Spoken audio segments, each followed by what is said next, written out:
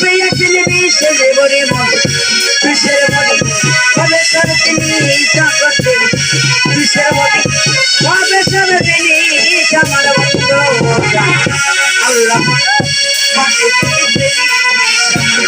রসুল বলে কবরে রাখি সবাই মিলে একটা হাত ধরে